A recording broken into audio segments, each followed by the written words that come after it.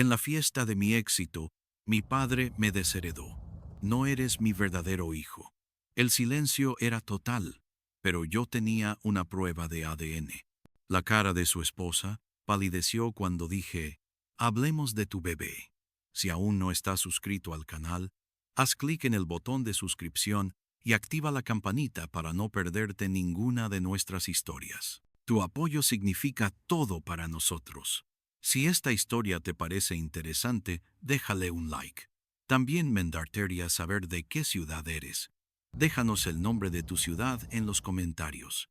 Ahora en pie más con la historia. El murmullo de las conversaciones era como un río de fondo, un sonido agradable y distante, salpicado por el tintineo ocasional de las copas de champán.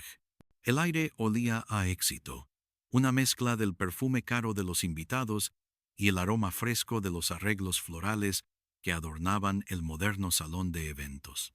Luces tenues caían desde el techo, reflejándose en el suelo de mármol pulido y en las pantallas gigantes que mostraban, en un bucle elegante, el logo de mi creación Conecta Padres. Mi creación, mi éxito. Esta noche era mía, o al menos eso era lo que intentaba decirme a mí mismo. De pie, cerca de la barra, con un traje que me quedaba impecable, pero que se sentía como una armadura prestada, observaba la escena. Cada detalle estaba bajo control. La música ambiental al volumen perfecto. Los camareros moviéndose con una eficiencia silenciosa. Los canapés circulando con una regularidad matemática. Todo estaba calculado, todo perfecto, y sin embargo no podía relajarme. Un nudo frío se apretaba en mi estómago, uno que conocía demasiado bien. Mis dedos, por enésima vez, buscaron el nudo de mi corbata para ajustarlo, aunque no necesitaba ningún ajuste. Mis ojos recorrían a la multitud, no buscando a los inversores o a los periodistas de tecnología que había visto entrar, sino a una sola persona, a él, a Ricardo. Si sigues frunciendo el ceño de esa manera, la gente va a pensar que la app tiene un virus. La voz de Sofía me sacó de mi trance. Se acercó con 2 copas de champán en la mano y me ofreció una. Su sonrisa era genuina. Sus ojos brillaban con un orgullo que me calentó el pecho, pero que también me hizo sentir una punzada de culpa. Lo siento, dije forzando una sonrisa, solo revisando que todo esté en orden. Damián, todo está más que en orden. Está perfecto, dijo chocando suavemente su copa contra la mía. Mir, todos están aquí por ti, por nosotros. Lo logramos. Tenía razón, lo habíamos logrado. 2 años de noche sin dormir, de código, de reuniones interminables, de vivir a base de café y pizza. Conecta Padres ya no era solo un sueño en un garaje, era la aplicación de crianza más descargada del mes, y esta fiesta era la coronación. Pero mientras Sofía veía una sala llena de éxito, yo solo sentía un vacío enorme, donde debería haber estado el orgullo de un padre. Mi pulgar se deslizó instintivamente sobre la pantalla de mi teléfono. Ninguna llamada, ningún mensaje. Ricardo y su nueva esposa Isabela habían confirmado su asistencia, pero aún no habían llegado. Y sabía, con una certeza amarga, que no lo harían hasta que fuera estrictamente necesario para hacer acto de presencia y marcharse. Deja de buscar su aprobación, Damián, susurró Sofía, como si leyera mis pensamientos. Su tono era suave, pero firme. Él debería estar aquí en primera fila, presumiendo de su hijo. Si no lo está, es su pérdida, no la tuya. Quería creerle. De verdad que sí, pero era más complicado que eso. No se trataba solo de aprobación, se trataba de algo más profundo, algo que se había roto hacía mucho tiempo y que yo, estúpidamente, seguía intentando pegar. Fue entonces cuando mi teléfono vibró en mi mano. El corazón me dio un vuelco. En la pantalla brillaba el nombre Isabela. Deslicé el dedo para contestar. apartándome un poco del ruido. Hola, Isabela. Damián, cariño. Qué emoción se escucha. Su voz era melosa, artificialmente dulce, como siempre. Ya vamos en camino. Ricardo tuvo una llamada de último minuto. Ya sabes cómo es. Pero estamos tan orgullosos de ti. Gracias, Isabela. Solo te llamaba para decirte eso, mi amor. Y para recordarte, bueno, ya sabes que disfrutes tu noche, pero pórtate bien. No hagas nada que pueda avergonzar a tu padre. Él ha invertido mucho en ti. La frase flotó en el aire cargada de veneno envuelto en seda. No había invertido un centavo en la app. Se había negado rotundamente. De hecho, la inversión a la que se refería era otra, la de haberme dado un techo, un apellido, la de haberme soportado. Entendido, respondí con la voz más neutra que pude encontrar. Los veo aquí, colgué. El nudo en mi estómago se apretó hasta doler. La advertencia era clara. Esta noche, como todas las noches, tenía que representar mi papel, el del hijo adoptivo agradecido, el que nunca olvidaba su lugar. Miré a Sofía. Ella había escuchado mi tono, y su expresión se había endurecido. No necesitaba preguntar. A veces me pregunto, comencé mirando el logo brillante de mi app en las pantallas. Si todo este esfuerzo no es más que una forma de gritarle en la cara. ¿Y qué si lo es?, replicó ella. Algunas personas solo escuchan cuando les gritas. Ahora bebe tu champán. Esta noche no es para él, es para ti, es para Elena. El nombre de mi madre, mi verdadera madre, el ancla en todas mis tormentas. Sofía tenía razón. Esta noche era por ella, por la única persona que siempre había creído en mí, sin condiciones, sin recordatorios de mi lugar. Por ella sonreiría. Por ella fingiría que el vacío en mi pecho no existía, al menos por esta noche. La mención de Sofía sobre Elena abrió una compuerta en mi memoria. El ruido de la fiesta se desvaneció, y de repente no estaba en un lujoso salón de eventos, sino en el desordenado estudio de nuestra antigua casa hace más de 15 años. El recuerdo era tan vívido que casi podía oler el polvo de los libros viejos y el perfume floral de mi madre. Tenía unos 10 años, y estaba sentado en el suelo frente a un viejo ordenador de torre que mi madre había rescatado de la oficina. Ricardo lo había llamado basura inútil, pero para mí era un universo de posibilidades. Estaba intentando escribir mi primera línea de código, algo que había visto en una revista. Fracasaba miserablemente. Es solo un juego estúpido, Damián, había dicho Ricardo desde la puerta con su habitual tono de desdén. Deberías estar afuera jugando al fútbol, haciendo algo de provecho. Sentí como se me encogía el estómago. La vergüenza caliente y familiar me subió por el cuello. Estaba a punto de apagar la pantalla cuando sentí una mano suave en mi hombro. Era Elena. Se arrodilló a mi lado, ignorando por completo a Ricardo. No le hagas caso, me susurró, y su voz era un bálsamo. ¿Qué estás construyendo, mi pequeño genio? Nada, murmuré. No funciona. Ella miró la pantalla, luego a mí. Sus ojos no veían un fracaso, veían un esfuerzo. Claro que funciona. Estás aprendiendo. Cada error es un paso. No dejes que nadie nunca apague tu chispa. Mi amor.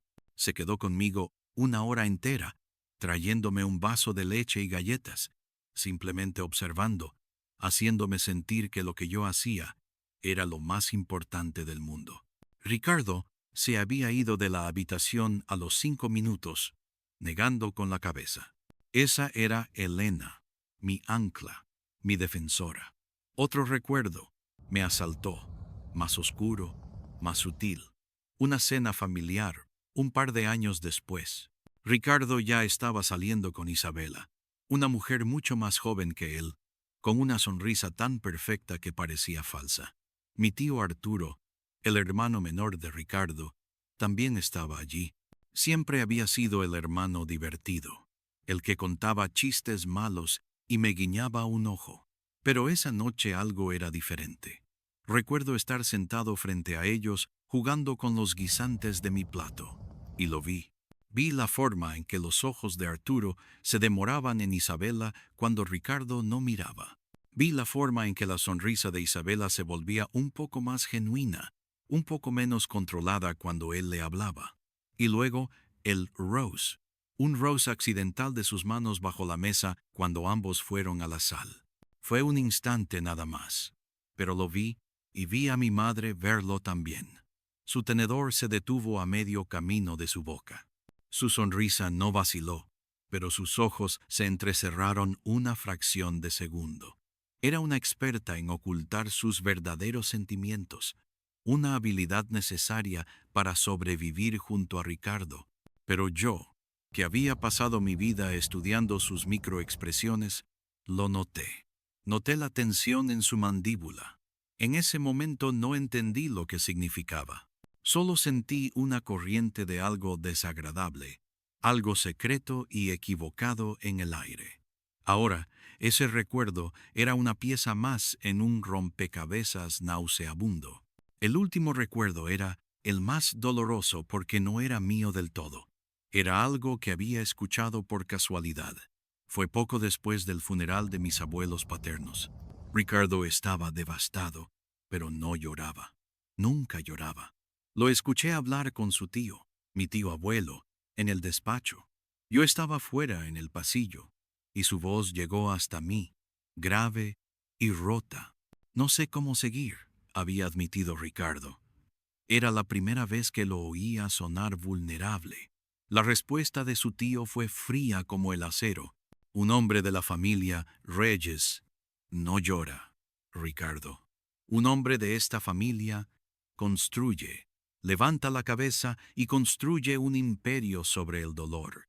Es lo que tu padre habría querido. En ese momento sentí pena por él, pero con los años comprendí que esa frase no había sido un consejo, sino una maldición. Ricardo había construido su imperio. Sí, un imperio de riqueza y éxito, pero también había construido un muro impenetrable alrededor de su corazón, un muro que mantenía fuera el dolor, pero también el amor, especialmente el amor por un hijo que no era de su sangre, un recordatorio constante de que no todo en su vida era una creación perfecta y controlada por él. La vibración de un teléfono cercano me devolvió al presente. La fiesta seguía en pleno apogeo. Sofía estaba hablando con un grupo de periodistas, gesticulando con entusiasmo. Busqué con la mirada y los vi. Ricardo e Isabela habían llegado. Él, alto e imponente en su traje a medida, con su cabello gris perfectamente peinado. Ella, deslumbrante en un vestido rojo, aferrada a su brazo como si fuera un trofeo. Saludaban a la gente con sonrisas practicadas, moviéndose por la sala con la arrogancia de quienes se saben dueños del mundo. Nuestros ojos se encontraron a través de la multitud. Ricardo me dedicó un asentimiento casi imperceptible, frío, distante. No era el gesto de un padre orgulloso, era el de un director ejecutivo inspeccionando a un empleado. Y en ese instante los ecos de Elena se desvanecieron y fueron reemplazados por una resolución fría y dura. Esta noche no se trataba solo de celebrar un éxito. Se trataba de sobrevivir a la tormenta que sentía que se avecinaba. Los años que siguieron a la muerte de Elena fueron un borrón de adaptación silenciosa. Ricardo, tras un periodo de luto sorprendentemente corto, se casó con Isabela en una ceremonia lujosa, pero íntima, a la que asistieron más socios de negocios que familiares. La casa, que una vez solía a las velas de vainilla de mi madre, ahora apestaba a los difusores de aroma caros y genéricos de Isabela. Las fotos de Elena fueron discretamente reubicadas en pasillos menos transitados, reemplazadas por retratos profesionales de la nueva y feliz pareja. Yo me convertí en un fantasma en mi propio hogar, concentrándome en mis estudios y en mis proyectos de programación como una forma de escape. Luego llegó el anuncio. Isabela estaba embarazada. Nunca olvidaré la cara de Ricardo. Se iluminó con una alegría pura, una euforia que yo había pasado toda mi vida intentando provocar en él sin éxito. Levantó a Isabela en brazos, girando con ella en medio del salón mientras ella reía. Yo estaba sentado en el sofá observando la escena y fue entonces cuando lo entendí de verdad. Yo había sido el ensayo, el borrador. Este bebé, su bebé de sangre, sería la obra maestra. El nacimiento de Mateo lo cambió todo. Ricardo se transformó en un padre de manual. Fotos y videos del bebé inundaban sus redes sociales. Las conversaciones en casa giraban en torno a los logros de Mateo, su primera sonrisa, su primer balbuceo. Ricardo, que nunca había asistido a una sola de mis competencias de programación, ahora pasaba horas investigando los mejores colegios preescolares. La frialdad hacia mí no era agresiva, era algo peor, era una indiferencia total. Mi éxito académico, mis primeras aplicaciones vendidas, eran recibidas con un vago «a qué bien, Damián», antes de que la conversación volviera inevitablemente a Mateo. Y fue en ese ambiente de adoración casi teatral donde las primeras grietas comenzaron a aparecer. La primera fue una llamada telefónica. Era tarde. Yo estaba en mi habitación supuestamente durmiendo. La puerta estaba entreabierta y escuché la voz de Isabela, un susurro urgente desde el salón. «No, no puedes seguir haciendo esto», decía en voz baja. «Ya te dije que no más regalos caros, Arturo. Ricardo es un hombre de negocios. Nota cada centavo que falta. Cree que soy yo la que está gastando de más». Mi respiración se detuvo. Arturo, mi tío Arturo. Me levanté de la cama y me pegué a la pared del pasillo aguzando el oído. «Sí, lo sé. ¿Quieres estar involucrado?», continuó ella, su voz teñida de frustración. «Pero tienes que entenderme. Tenemos que ser más cuidadosos. Por favor, solo dame tiempo». Hubo una pausa. «Yo también te he hecho de menos. Adiós». Escuché el suave clic del teléfono al colgar. Me quedé inmóvil, el corazón martilleóme en el pecho. La conversación no tenía sentido. ¿Por qué mi tío le enviaría regalos caros a Isabela? ¿Y por qué tenían que ser tan secretos? La imagen de aquel rose de manos bajo la mesa años atrás volvió a mi mente con una claridad cegadora. A partir de esa noche, empecé a observar, realmente a observar. Noté la frecuencia con la que Arturo nos visitaba, siempre con la excusa de ver a su sobrino favorito. Noté cómo Isabela se ponía visiblemente nerviosa y emocionada al mismo tiempo cuando él llegaba. Noté cómo Arturo sostenía a Mateo con una ternura que parecía ir más allá del afecto de un tío. Y luego estaba el propio Mateo. A medida que crecía, el parecido se volvía innegable, casi una burla. Ricardo era un hombre de cabello castaño y liso y ojos claros. Mateo tenía el cabello negro y ondulado y los ojos oscuros y profundos de la familia de Isabela. Sí, pero su sonrisa, esa sonrisa ladeada, era idéntica a la de Arturo. La forma en que arrugaba la nariz cuando se reía era un calco de su tío. La gente lo comentaba en voz baja. «Vaya, el niño no se parece en nada a Ricardo, ¿verdad?». Isabela siempre saltaba con una respuesta ensayada. «Oh, es todo de mi familia». Sacó los genes dominantes, y Ricardo, ciego de amor paternal, sonreía orgulloso, como si la falta de parecido fuera una prueba más de la potente genética de su esposa. La grieta definitiva, la que convirtió mi sospecha en una certeza casi absoluta, llegó una tarde de domingo. Estábamos en el jardín. Ricardo estaba en una llamada de trabajo. Yo estaba leyendo en una tumbona. Isabela jugaba con Mateo, que tendría unos 8 meses.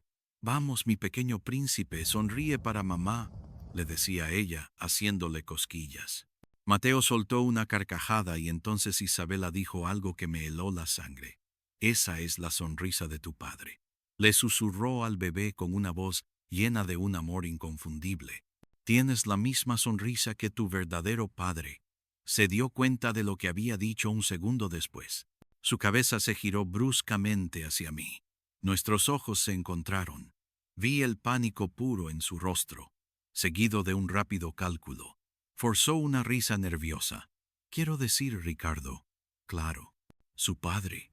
Es que a veces me emociono, tartamudeó, pero ya era tarde. Yo había escuchado la verdad en su desliz, tu verdadero padre. La forma en que lo dijo no dejaba lugar a dudas. No se refería a Ricardo. Esa noche no dormí. Me quedé despierto mirando el techo, las piezas del rompecabezas, encajando en mi mente para formar una imagen monstruosa. Una traición de proporciones épicas llevada a cabo bajo las narices de un hombre que me había negado su afecto por no ser de su sangre, mientras adoraba al hijo de la traición de su propia esposa y su propio hermano. La ironía era tan amarga que casi me hizo reír. Y en la oscuridad de mi habitación tomé una decisión. No iba a ser más un fantasma en esa casa. No iba a seguir ignorando la verdad. Iba a encontrar pruebas, pruebas irrefutables. Y entonces esperaría el momento perfecto para hacer que todo el castillo de naipes de Ricardo se viniera abajo. La decisión, una vez tomada, me infundió una calma gélida. El dolor y la confusión dieron paso a un propósito claro y metódico. Me convertí en un detective en mi propia casa, moviéndome con una cautela que había perfeccionado durante años de intentar ser invisible. Isabela, en su arrogancia, subestimaba al hijastro callado y absorto en sus libros. No se imaginaba que ese chico estaba observando cada uno de sus movimientos. Mi primer objetivo fue su teléfono, la caja de Pandora de su vida secreta, pero ella lo protegía como un dragón a su tesoro. Necesitaba un enfoque más inteligente. Mi habilidad con la tecnología, esa que Ricardo siempre había despreciado, se convirtió en mi mejor arma. Una noche, durante la cena, inicié mi plan. Ricardo, Isabela, dije con el tono más servicial que pude fingir. He estado leyendo mucho sobre seguridad cibernética. Las redes domésticas son muy vulnerables. Me gustaría, si me lo permiten, instalar un nuevo firewall y optimizar la seguridad de nuestra red para proteger nuestros datos. Ya sabes, Ricardo, que no entendía nada de tecnología más allá de cómo enviar un correo electrónico, asintió con aire de suficiencia. Buena iniciativa, Damián. Demuestra que piensas en la familia. Isabela sonrió ajena al peligro. Qué considerado, cariño. Ese fin de semana me encerré en el despacho con el router y los ordenadores. Lo que realmente hice fue instalar un software de monitoreo de red discreto y, lo más importante, obtuve acceso de administrador a la cuenta de la nube compartida de la familia, donde, como sospechaba, Isabela sincronizaba automáticamente las fotos y los documentos de su teléfono. La primera noche que exploré ese laberinto digital, sentí las manos sudorosas y el corazón acelerado. No me sentía como un justiciero, me sentía como un intruso, un violador de la privacidad.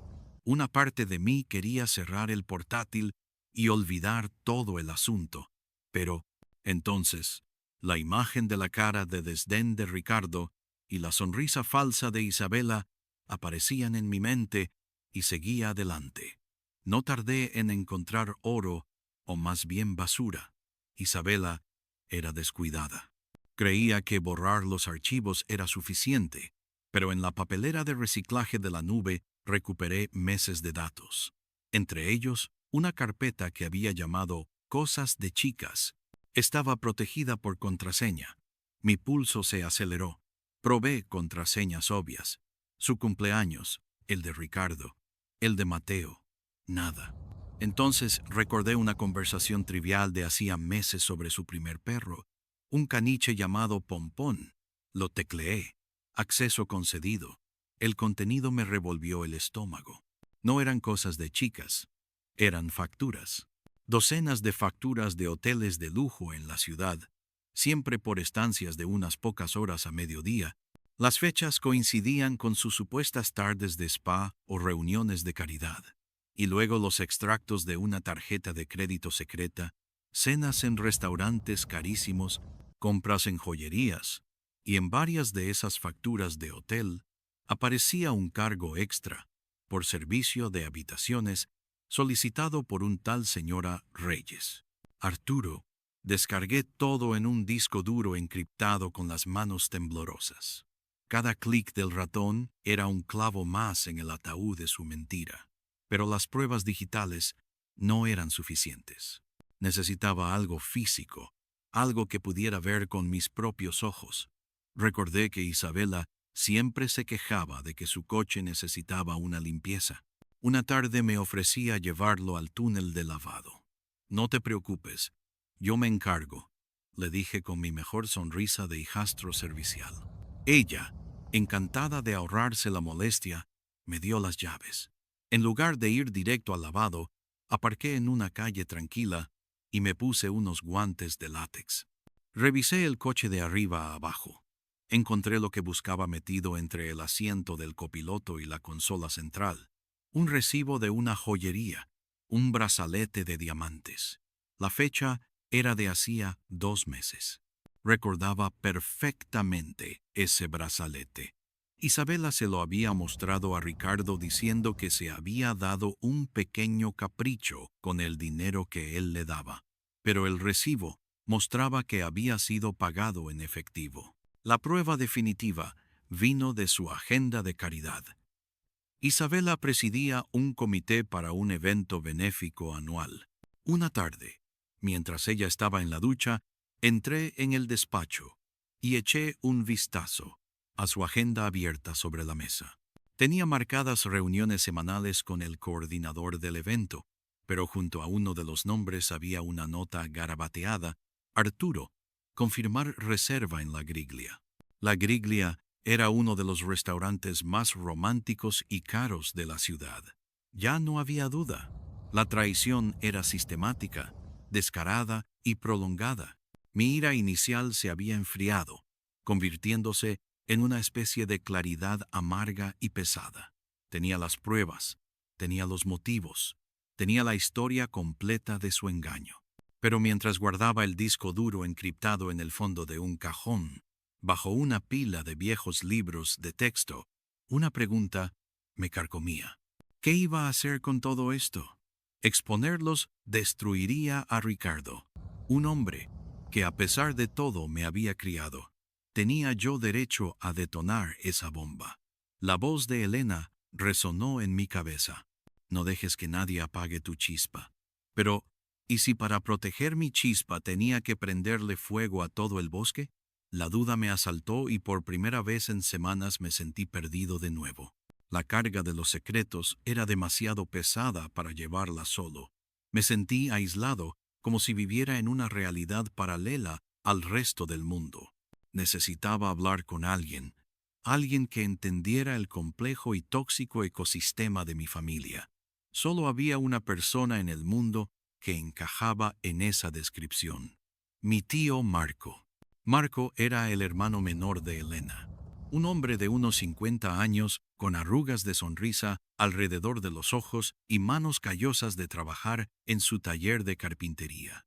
Era todo lo que Ricardo no era: cálido, sin pretensiones y genuinamente afectuoso. Tras la muerte de mi madre, él había sido el único puente que me quedaba con su recuerdo, la única persona que me llamaba mi hijo, y lo decía de corazón. Lo llamé y le pedí que nos viéramos. Tengo que hablar contigo de algo importante, tío. Algo sobre la familia. Su tono se volvió serio al instante. Claro, mijo. Ven al taller cuando quieras. El taller de Marco olía a madera recién cortada, a barniz y a café. Era mi lugar seguro. Cuando llegué, él estaba lijando una pieza de roble. Apagó la máquina, se limpió las manos en el delantal y me sirvió una taza de café solo como a mí me gustaba. Nos sentamos en 2 viejos taburetes de madera. No me anduve con rodeos. Saqué el disco duro y con la voz temblorosa al principio y luego más firme, le conté todo. Desde la llamada que escuché por casualidad hasta las facturas del hotel y el recibo de la joyería. Le hablé de mi sospecha de Mateo. Marco escuchó en silencio, su expresión endureciéndose con cada palabra que yo decía. No había sorpresa en sus ojos, sino una profunda tristeza y una resignación sombría. Cuando terminé, se quedó mirando la taza de café entre sus manos durante un largo rato. «Tu madre lo sabía», dijo finalmente y su voz era apenas un susurro. «¿Qué?», pregunté atónito. «No lo sabía todo, no los detalles, pero lo sentía», continuó Marco, levantando la vista para mirarme. Elena tenía un instinto increíble para la gente. Un par de meses antes de que la enfermedad empeorara de verdad, tuvimos una conversación. Me dijo: «Marco, tengo un mal presentimiento. Isabela es ambiciosa. Y Arturo, siempre ha querido todo lo que Ricardo tiene. Desde niños, la bicicleta de Ricardo, las novias de Ricardo, el éxito de Ricardo. Es como un lobo, esperando su oportunidad». Las palabras de mi tío resonaron en el taller, dando una nueva y terrible profundidad a todo lo que había descubierto. Mi madre había visto el peligro. Había muerto sabiendo que dejaba a su hijo en un nido de víboras. «¿Por qué no dijo nada? ¿Por qué no se lo dijo a Ricardo?», pregunté con un nudo en la garganta. «¿Para qué, mijo?», respondió Marco con amargura. «Para empezar una guerra en sus últimos meses de vida. Para que Ricardo, en su ceguera y orgullo, la acusara de estar celosa. No, eligió la paz. Eligió protegerte a ti de la fealdad de todo eso mientras pudo». Se levantó y fue hacia un viejo archivador metálico en una esquina. Rebuscó un momento y sacó una pequeña caja de madera, la misma que yo había visto en las fotos de mi madre. «Tu madre me dio esto una semana antes de morir», dijo poniéndola sobre la mesa entre nosotros. Me dijo: «Dale esto a Damián cuando cumpla los 21, o antes si crees que lo necesita». Ricardo no lo entendería. Creo que ese momento ha llegado. Abrí la caja con manos temblorosas. Dentro había un fajo de cartas atadas con una cinta de seda azul. Eran para mí. Y encima de ellas, una foto de Elena y yo cuando era un bebé. En el reverso de la foto, con su caligrafía elegante, ponía mi elección, mi alegría, mi Damián. «Ella te adoraba, mi hijo. Más que a nada en este mundo», dijo Marco con la voz rota. «Luchó contra Ricardo para adoptarte. Él tenía dudas, tenía miedo, pero tu madre, ella supo desde el momento en que vio tu foto que tú eras su hijo. Leer esas cartas fue como escuchar la voz de mi madre de nuevo. Me hablaba de sus esperanzas para mí, de su orgullo, y en la última carta, la que parecía haber escrito con más dificultad, había una advertencia. Y cuando crezcas, Damián, entenderás que el mundo no es justo. Habrá gente que intente hacerte pequeño para sentirse grande, incluso gente que se supone que debe amarte. Tu padre es un hombre complicado, atormentado por sus propios fantasmas. No dejes que sus sombras oscurezcan tu luz. Tú tienes una fuerza que ni te imaginas. Úsala, no para destruir, sino para construir tu propia verdad, tu propia felicidad». Cerré la caja. Las lágrimas que no sabía que estaba conteniendo empezaron a rodar por mis mejillas. La carga que sentía no había desaparecido, pero ahora no estaba solo. Tenía la voz de mi madre, la validación de mi tío. Tenía la certeza de que mi lucha era justa. «Gracias, tío», le dije secándome las lágrimas. «¿Qué crees que debería hacer?». Marco suspiró, una nube de serrín flotando a la luz que entraba por la ventana. «No puedo decirte qué hacer, Damián. Esa es tu decisión, pero te diré esto. La verdad es como la madera de roble. Es dura, es pesada, y puede ser difícil de manejar. pero si la trabajas bien, puedes construir algo sólido y duradero. Si la ignoras, tarde o temprano, la podredumbre se la come desde dentro. Salí del taller de mi tío, con la caja de madera bajo el brazo y una nueva resolución en el corazón. Mi madre no me había pedido que destruyera, me había pedido que construyera mi propia verdad.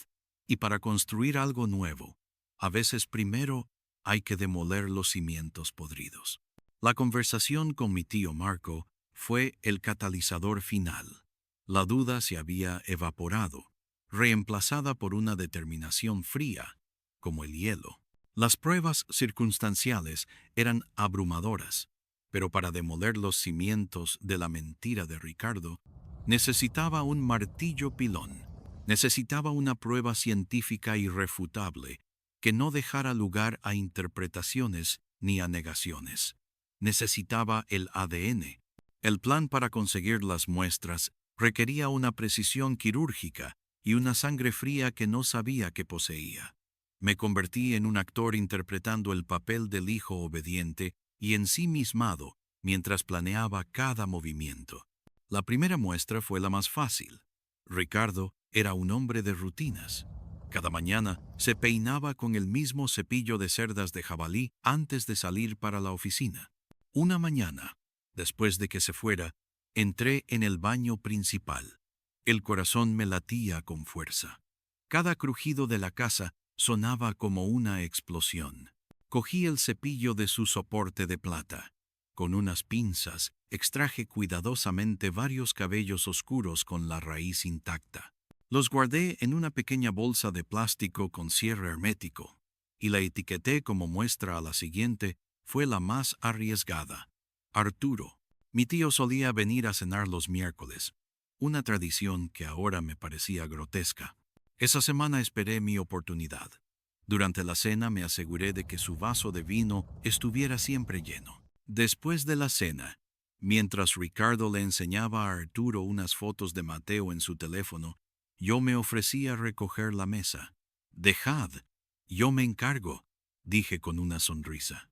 Llevé los platos a la cocina y, en lugar de poner el vaso de Arturo en el lavavajillas, lo envolví cuidadosamente en film transparente para preservar cualquier resto de saliva, y lo guardé en otra bolsa etiquetada como muestra B. La última muestra era la más delicada, tanto literal como éticamente Mateo. Me sentía como un monstruo al involucrar a un bebé inocente, pero me repetí a mí mismo que no lo hacía contra él, sino por él, por la verdad de su propia existencia. Esperé a que Isabela dejara uno de sus chupetes sobre el cambiador después de dormirlo. Con la misma rapidez y sigilo, lo cogí y lo metí en la muestra C. Con las 3 muestras en mi poder, sentía como si tuviera 3 pequeñas granadas de mano en mi mochila. El siguiente paso fue encontrar un laboratorio. Busqué en Internet pruebas de paternidad privadas y encontré un pequeño laboratorio en las afueras de la ciudad. Se llamaba Genealogía Veraz, y su página web parecía discreta. Llamé y pregunté por el procedimiento para una prueba anónima. La mujer que me atendió con voz cansada me explicó que, aunque no era lo habitual, podían procesar las muestras y se pagaba en efectivo, y se firmaba un formulario declarando que las muestras se usaban para fines informativos personales y no legales. Al día siguiente, me salté una de mis clases en la universidad y conduje hasta allí. El lugar era un edificio de oficina San Odino. Dentro, una recepcionista me entregó los formularios. Con el pulso acelerado, rellené los datos. En el apartado de motivo de la prueba, escribí la mentira que había preparado. Proyecto de árbol genealógico familiar. Entregué las 3 bolsas etiquetadas y un fajo de billetes. Los resultados tardarán unas 2 semanas, dijo la recepcionista, sin mirarme a los ojos mientras contaba el dinero. Le llamaremos cuando estén listos para recoger. Esas 2 semanas fueron una tortura. Cada día en esa casa era una obra de teatro. Sonreía en la mesa. Escuchaba los planes de Ricardo para el futuro de Mateo. Soportaba la falsa dulzura de Isabela. Pero por dentro era un manojo de nervios. La anticipación era una corriente eléctrica constante bajo mi piel.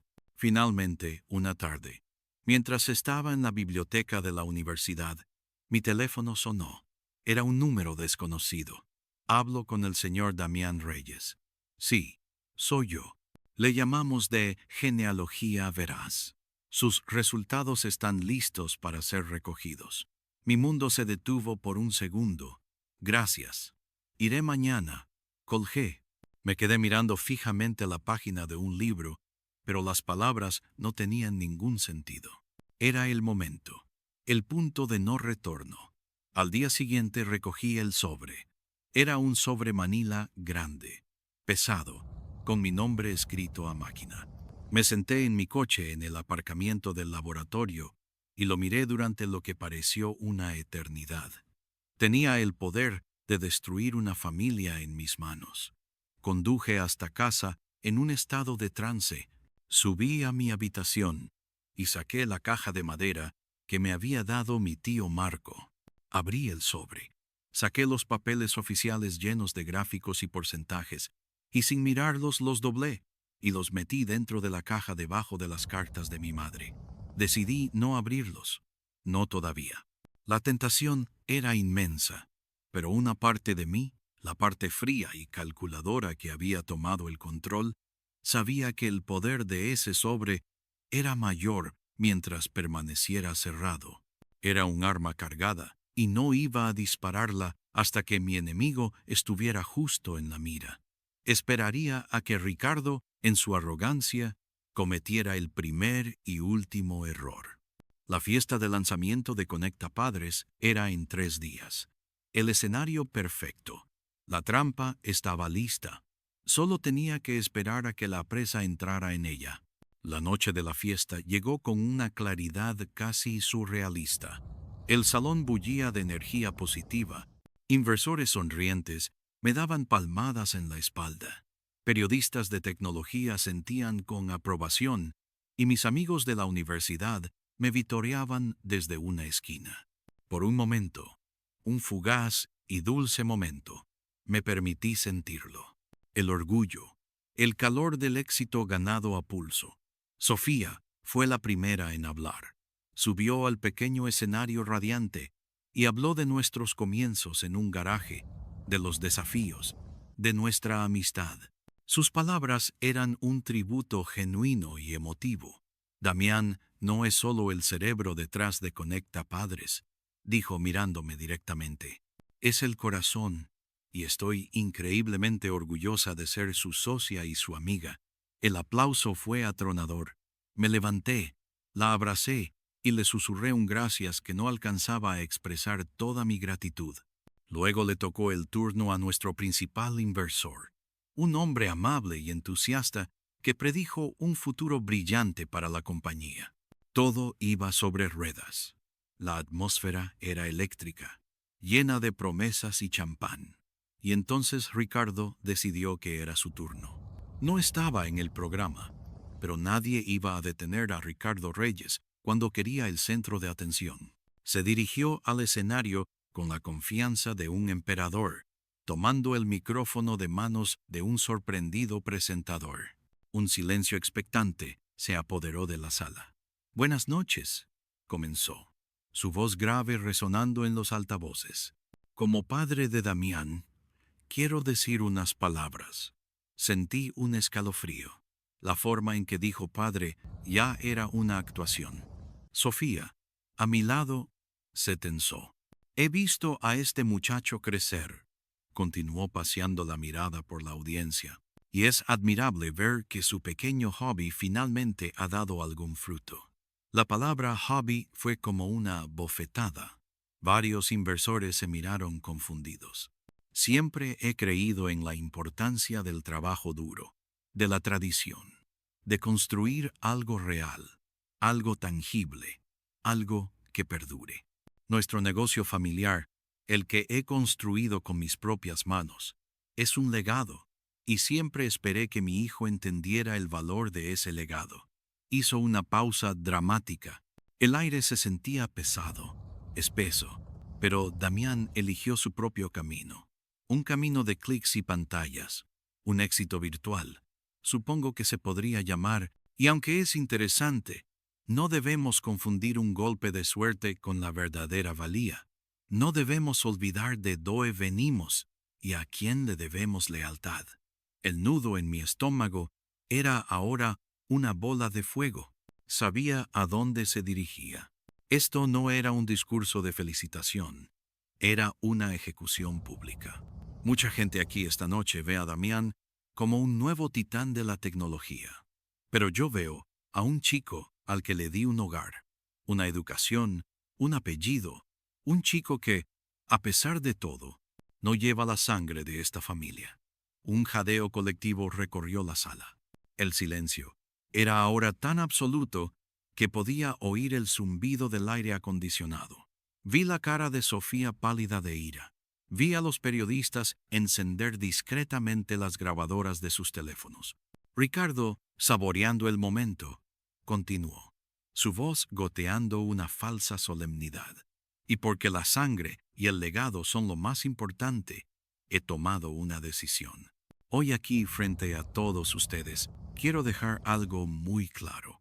Se giró para mirarme directamente. Sus ojos eran dos esquirlas de hielo. Damián, a partir de este momento quedas formal y públicamente excluido de cualquier herencia, participación o conexión con el negocio de la familia Reyes. He cumplido mi obligación contigo. Eres un adulto. Es hora de que te mantengas sobre tus propios pies, sin la red de seguridad de un hombre que, para empezar, no te correspondía del todo. Y entonces lanzó la estocada final, las palabras que había estado esperando y temiendo toda mi vida. Después de todo, no eres mi verdadero hijo. El impacto de esas palabras fue físico. El aire pareció salir de mis pulmones. La sala entera contuvo la respiración. Vi a Isabela sentada en una mesa en primera fila, con una pequeña sonrisa de triunfo mal disimulada. Vio a Arturo a su lado con la mirada baja como un cómplice cobarde. Se esperaba que me derrumbara, que saliera corriendo humillado, que las lágrimas brotaran. Ricardo me miraba desde el escenario con una expresión de dura satisfacción, esperando mi rendición, pero no me derrumbé.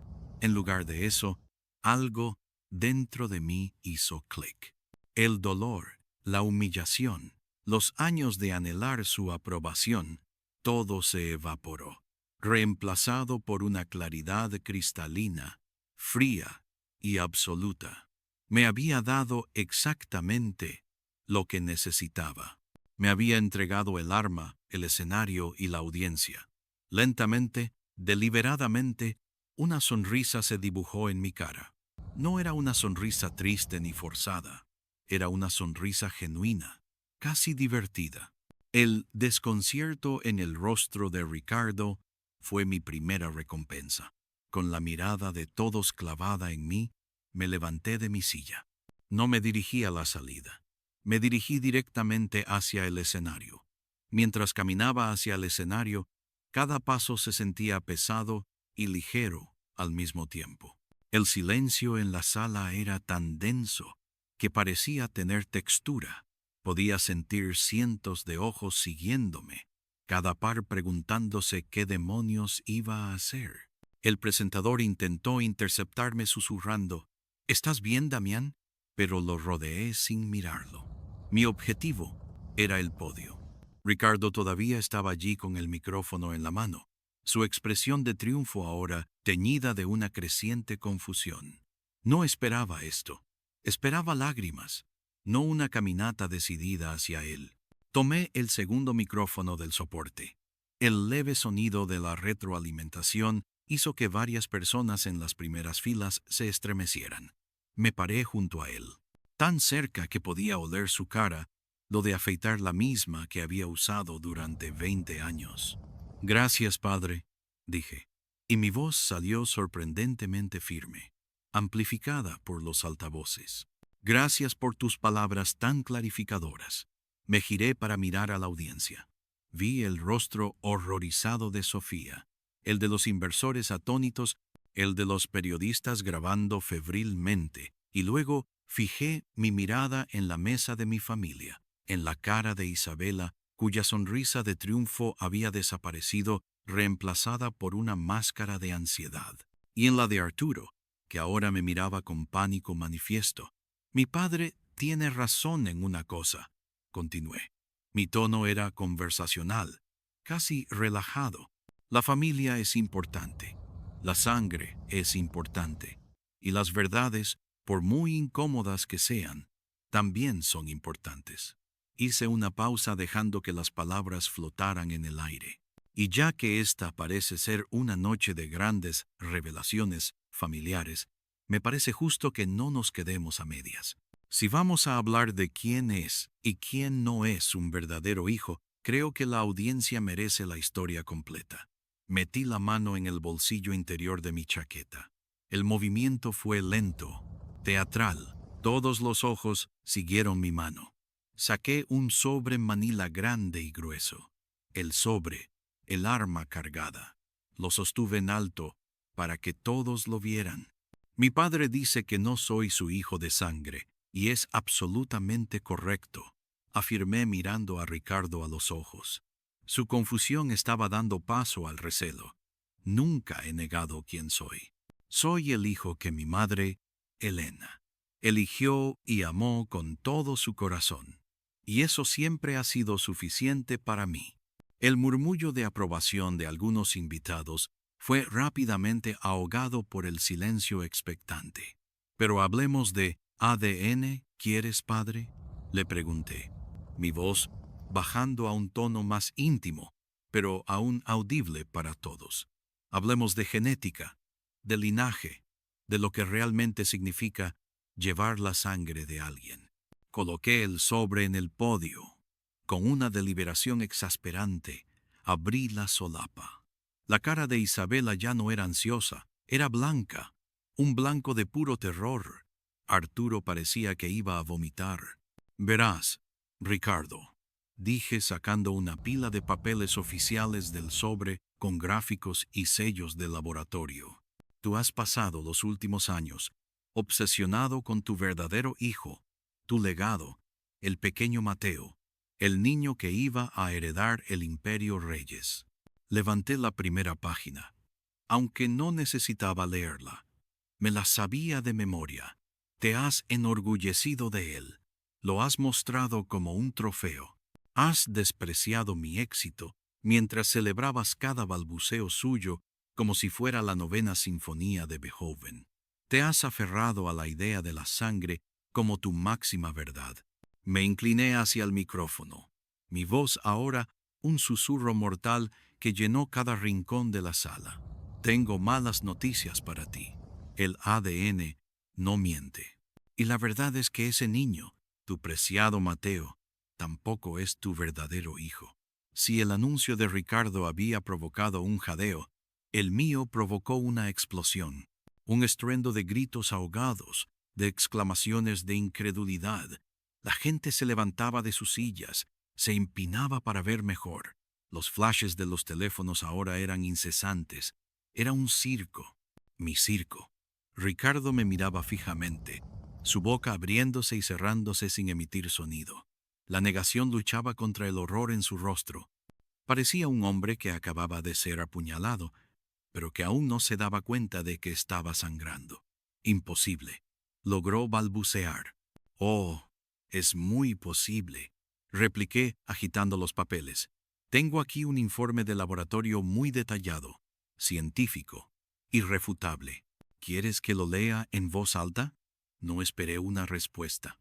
La necesitaba para el gran final. Con la atención de toda la sala clavada en mí, con el caos burbujeando a punto de estallar, me ajusté las gafas y fingí leer el documento que tenía en las manos. Informe de paternidad comparativa. Leí en voz alta y clara, como un fiscal presentando su prueba clave. Sujeto A, Ricardo Reyes. Sujeto C, Mateo Reyes. Probabilidad de paternidad. Hice una pausa dramática pasando la página lentamente. 0%. Repito, para los que están en la parte de atrás. 0. Un nuevo grito colectivo más fuerte esta vez. Ricardo se tambaleó agarrándose al podio para no caer.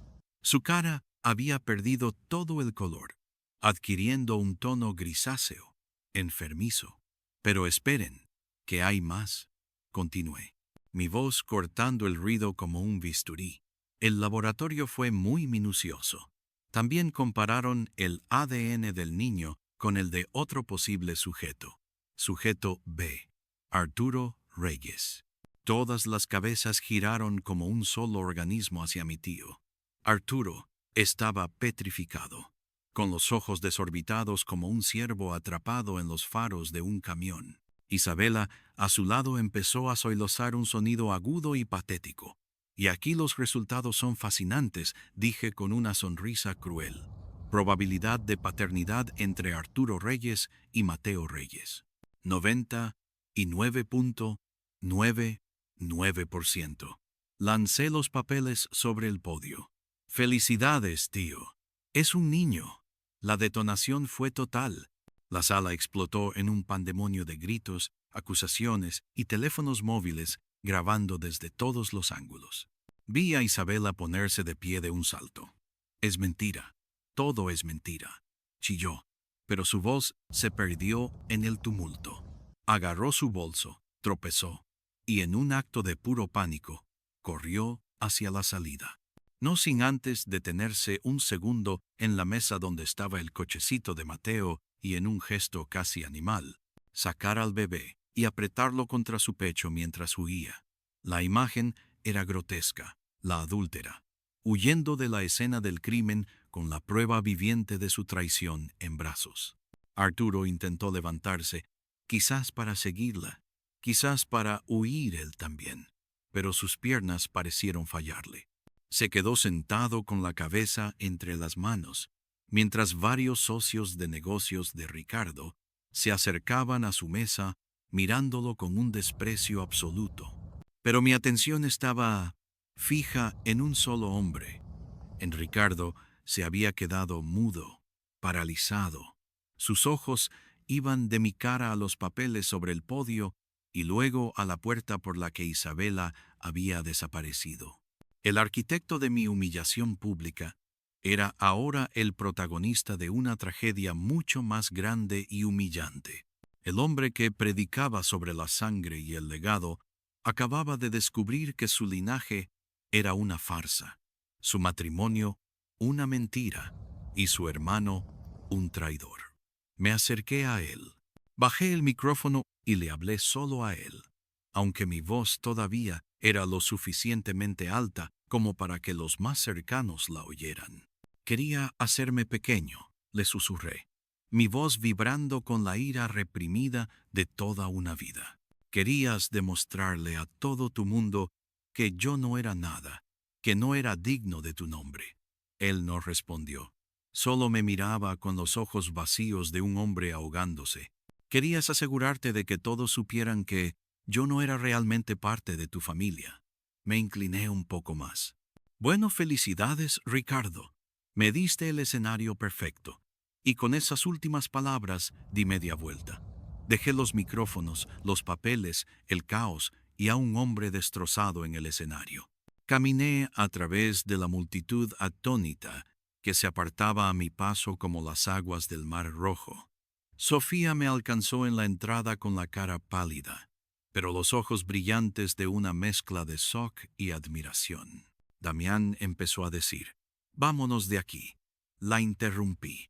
Salimos del salón y entramos en la noche fresca.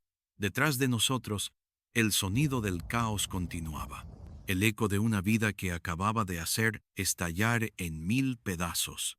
No sentí triunfo, no sentí alegría, solo un vacío inmenso y una calma extraña y aterradora. La guerra había terminado y yo era el único que quedaba en pie en el campo de batalla. Los días que siguieron a la fiesta fueron un torbellino surrealista. Mi teléfono no paraba de sonar. Llamadas de números desconocidos mensajes de amigos, de antiguos compañeros, incluso de familiares lejanos que no habían hablado conmigo en años. El video de la confrontación, grabado desde media docena de ángulos, se había vuelto viral en nuestros círculos sociales y empresariales. El escándalo Reyes lo llamaban. Me convertí en una especie de leyenda urbana, el hijastro que había destruido a su familia en una noche. Algunos me veían como un héroe, un justiciero, otros como un monstruo vengativo y sin corazón. Yo no me sentía como ninguna de las dos cosas. Me sentía hueco. Me encerré en mi apartamento. Bajé las persianas y apagué el teléfono. La victoria que había imaginado tan dulce tenía el sabor amargo de la ceniza. Había ganado, sí. Había demolido la casa de mentiras de Ricardo, pero ahora estaba sentado solo entre los escombros, y el silencio era ensordecedor. Sofía fue la única que le abrí la puerta. Llegó al segundo día, sin llamar, cargando 2 cajas de pizza y un paquete de 6 cervezas. No me preguntó cómo estaba. No me dijo, te lo dije, ni eso fue increíble. Simplemente se sentó en el sofá, abrió una caja de pizza y me pasó una porción. Comimos en silencio, durante un rato con el único sonido de fondo de la televisión en mute. ¿Y ahora qué?, preguntó finalmente con la voz suave. Me encogí de hombros mirando la porción de pizza a medio comer en mi plato. No lo sé. La noticia está por todas partes, dijo Ricardo. Ha contratado al abogado de divorcios más sanguinario de la ciudad. Arturo ha desactivado todas sus redes sociales y dicen que su empresa está en caída libre. Isabela ha desaparecido del mapa. Nadie sabe dónde está. Escuché los nombres y sentí un eco lejano de satisfacción, pero era débil, como una señal de radio distante. No me producía el placer que había pensado. Esa noche, después de que Sofía se fuera, encendí mi portátil. No pude evitarlo. Busqué mi propio nombre. Los resultados eran abrumadores. Artículos de blogs, de cotilleos y los en foros, videos de YouTube analizando cada segundo de la confrontación. La gente opinaba, juzgaba, tomaba partido. Me vi a mí mismo en la pantalla con esa sonrisa fría, con esa voz calculadora, y por un momento no me reconocí. ¿Quién era ese chico?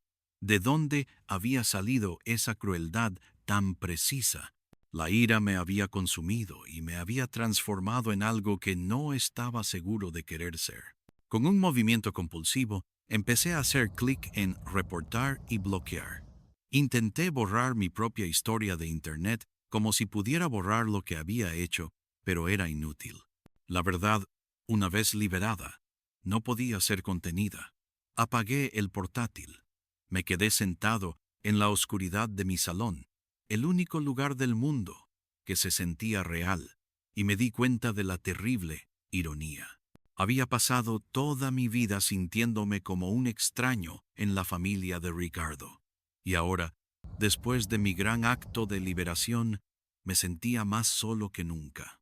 La venganza no me había traído la paz. Solo me había dejado con un silencio más profundo y con la inquietante pregunta que resonaba en el vacío. ¿Valió la pena?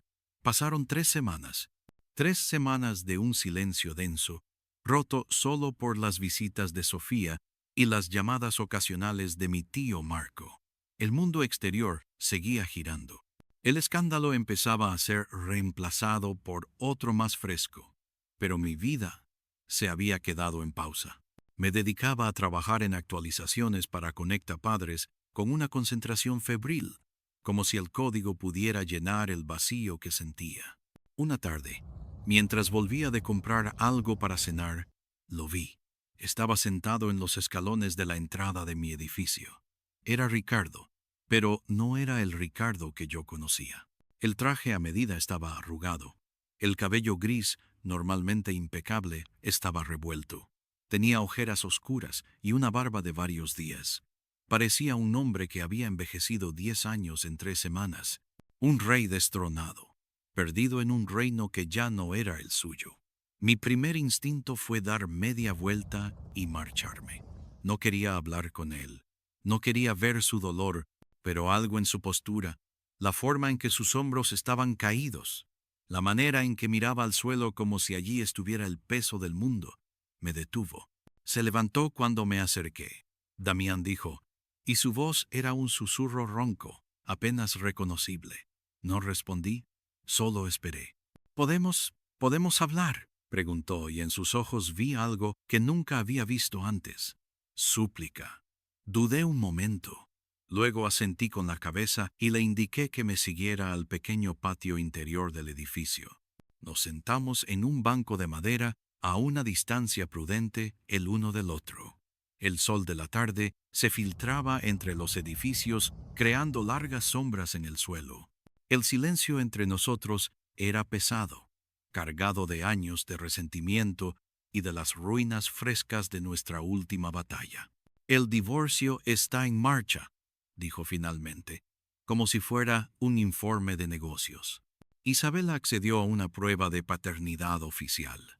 Mis abogados la encontraron en otra ciudad. Parece que Arturo le había estado financiando un apartamento secreto durante más de un año. Asentí sin saber qué decir. He hablado con mi hermano, continuó su voz, quebrándose ligeramente. Bueno, él intentó hablar conmigo.